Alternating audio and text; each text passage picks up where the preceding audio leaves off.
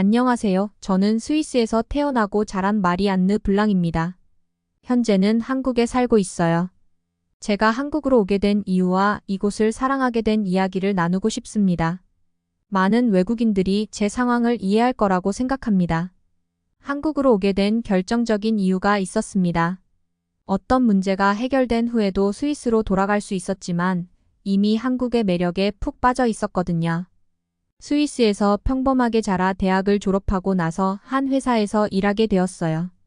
그곳에서 일하던 동료와 사랑에 빠져 결혼까지 했습니다. 그렇게 행복한 삶을 살아왔죠. 그러나 어느 날 스위스에서의 안정된 삶이 조금 지루해지기 시작했습니다. 저는 더 큰 도전과 새로운 경험을 원했습니다. 그래서 한국으로 여행을 떠났죠.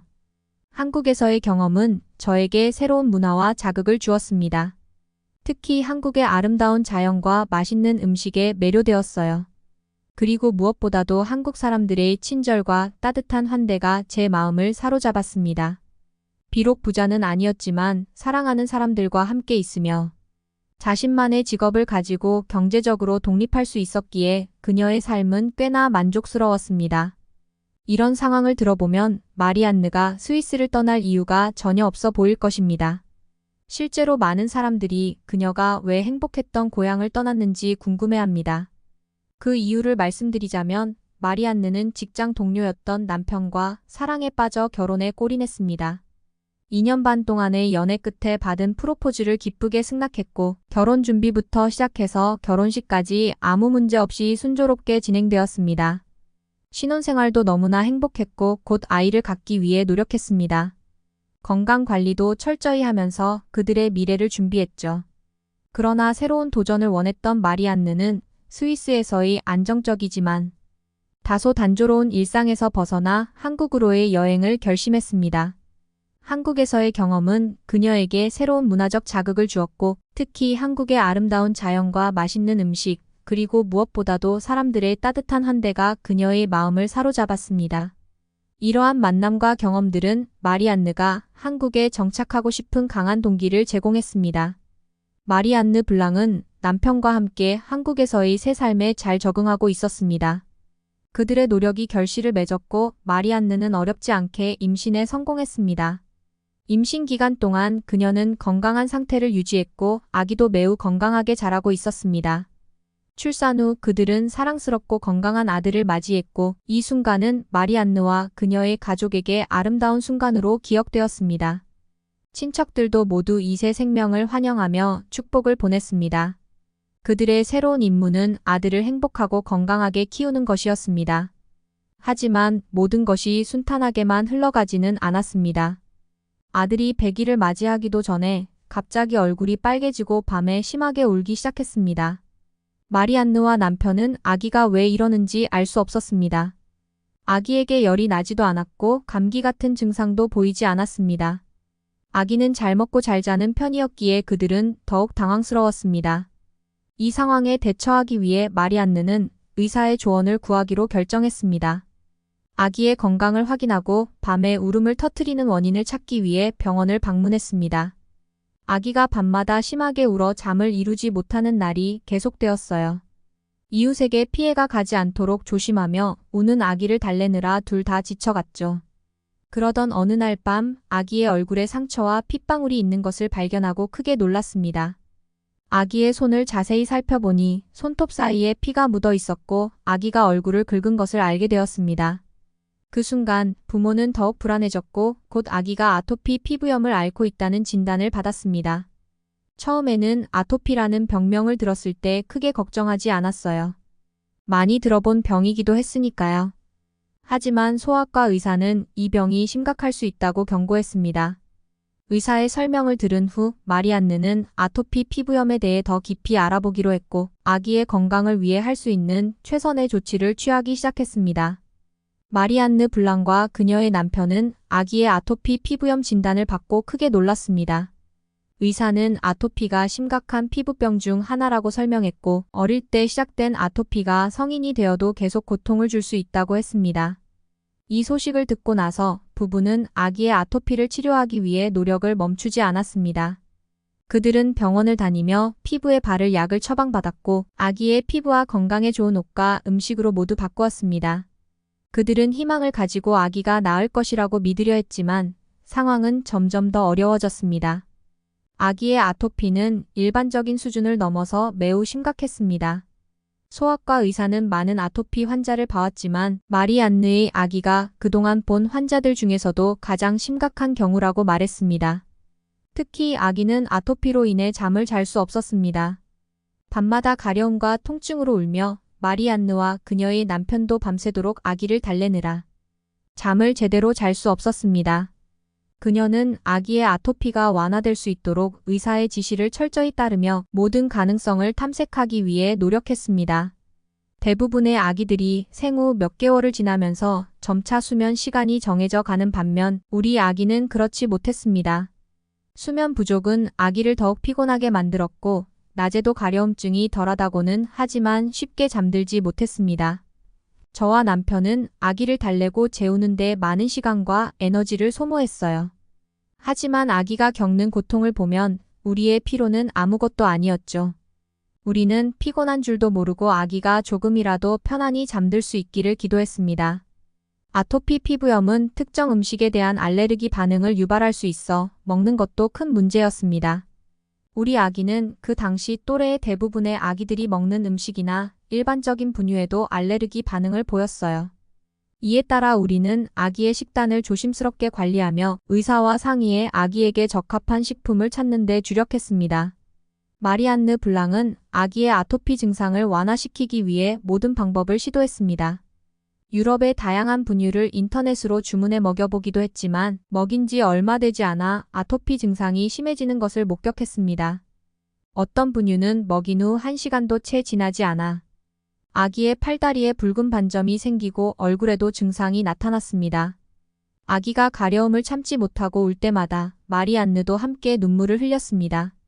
그녀는 아기에게 먹일 수 있는 것이 거의 없어 매우 조심스러워야 했고 결과적으로 아기의 몸무게는 늘지 않았으며 체구도 크지 않았습니다. 비록 외모적인 면에서 키가 작다는 것을 걱정하는 것은 아니었지만 부모로서 다른 집 아이들과 비교해 보았을 때 자신의 아기가 항상 몸무게가 덜 나가고 키도 작은 것은 마음이 아팠습니다.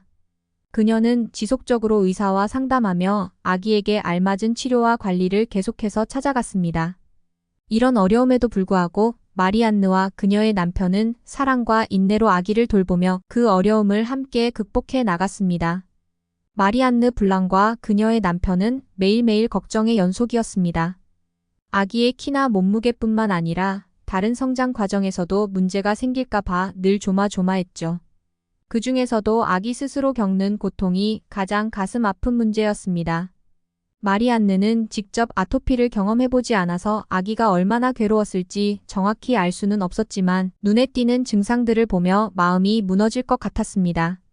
아기의 온몸이 빨개지고 반점이 돋을 때마다 그 가려움이 얼마나 심했을지를 생각하면 지금도 마리안느의 마음은 아파옵니다. 아기가 얼굴을 긁지 못하도록 손사개를 해두고 손톱도 항상 짧게 다듬었습니다. 그러나 손을 막아도 피부는 여전히 가렵고 아기는 매일 울음을 터뜨렸습니다.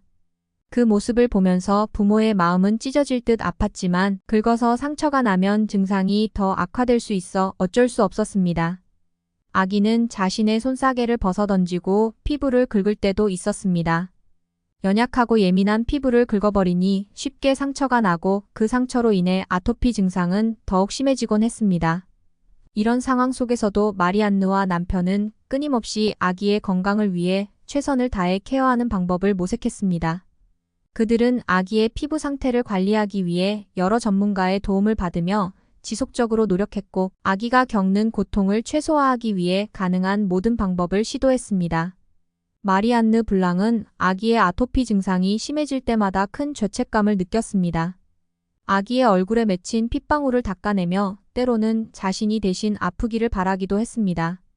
주변에서는 부모의 잘못이 아니라고 위로해 주었지만 마리안느는 자신의 잘못으로 아기가 고통받는 것 같아 마음이 무거웠습니다.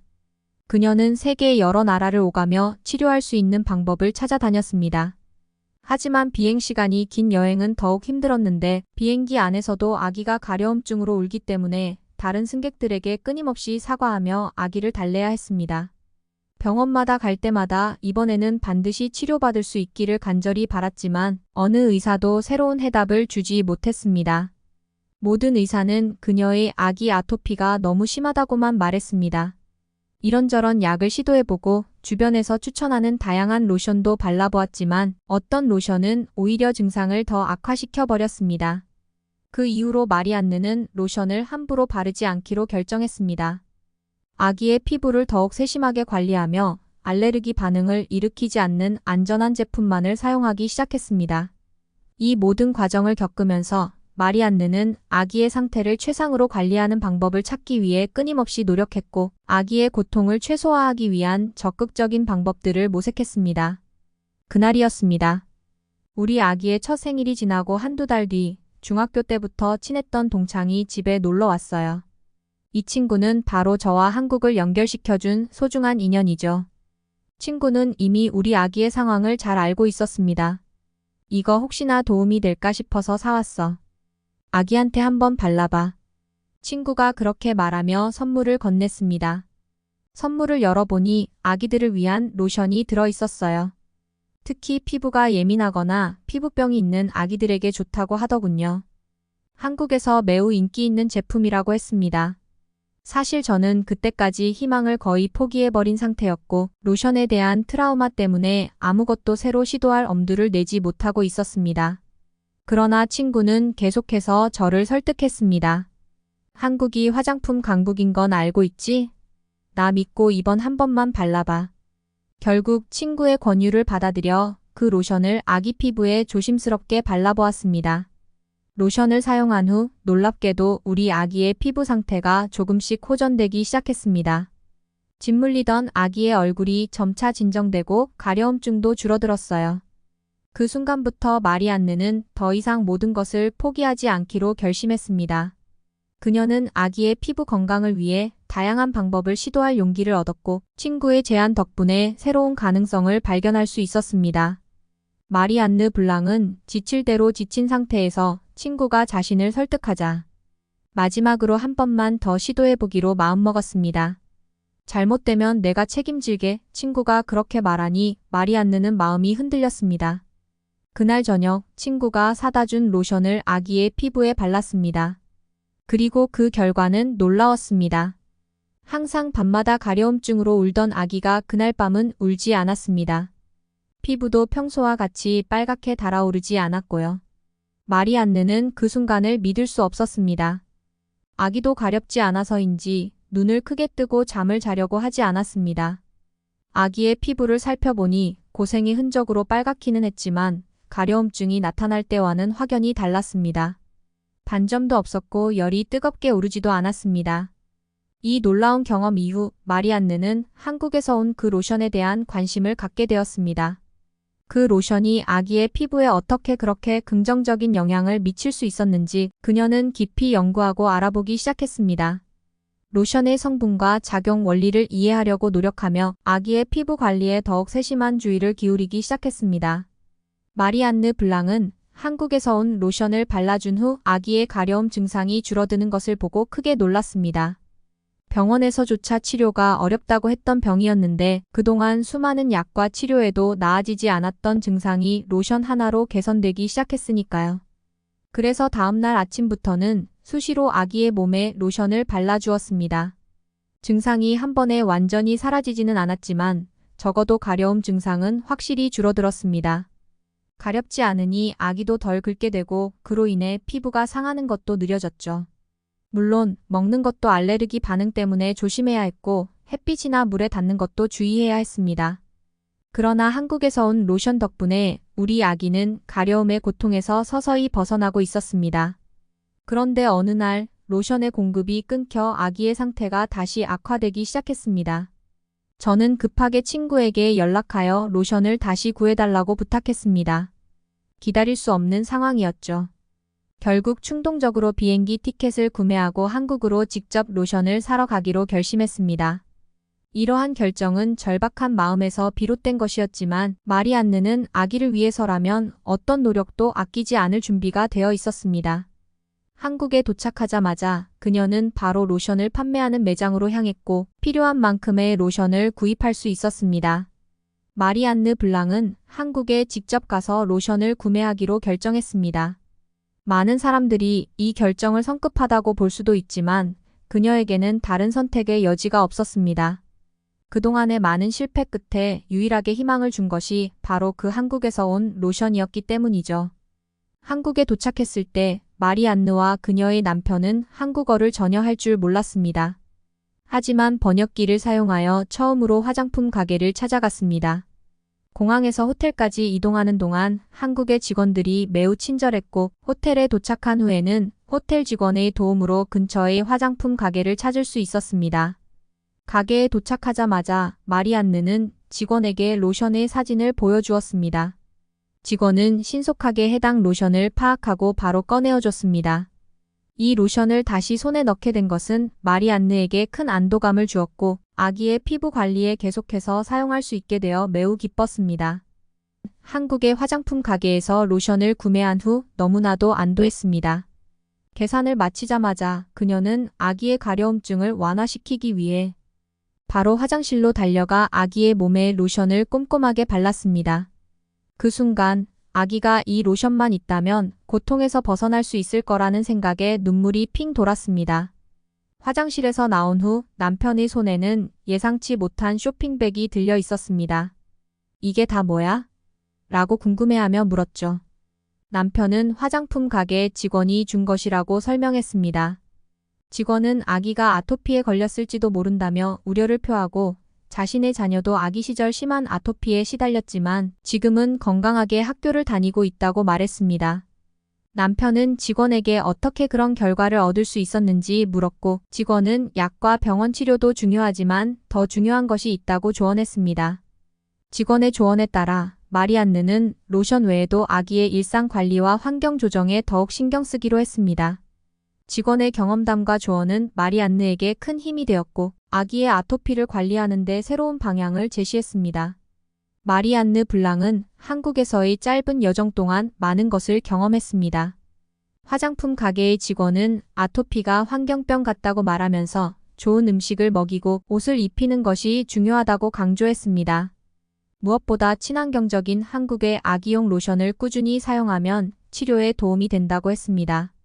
그 직원은 자신의 자녀가 효과를 본 로션을 추천해주고 몇 개는 선물로도 주었습니다.